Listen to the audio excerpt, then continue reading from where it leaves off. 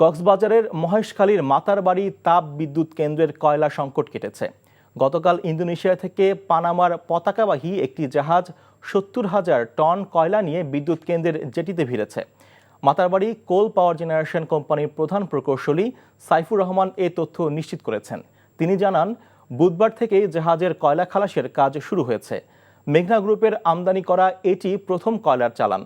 কয়লার যোগান আসায় আগামী রোববার থেকে ১২০০ মেগাওয়াটের ২ ইউনিটের এই বিদ্যুৎ কেন্দ্রটি পুনরায় উৎপাদনে যাবে বলে জানান তিনি। এর আগে কয়লা সংকটের কারণে গত ৩১ অক্টোবর এই বিদ্যুৎ কেন্দ্রটির উৎপাদন পুরোপুরি বন্ধ হয়ে যায়। কেন্দ্রের কর্মকর্তারা আশা করছেন ৩-৪ দিনের ভেতর উৎপাদিত বিদ্যুৎ জাতীয় গ্রিডে যোগ করা সম্ভব হবে।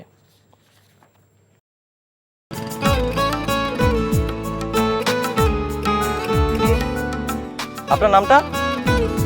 নীলা। রাহুল। রবি, এই মেয়েটারে তোর ভাবি সবাই কেমন লাগবে?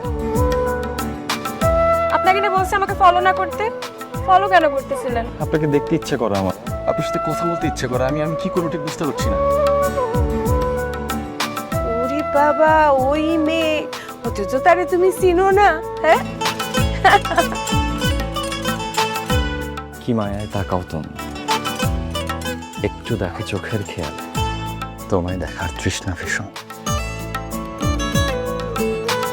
ভালোবাসায় বুঝি দেনা পাওনা থাকে?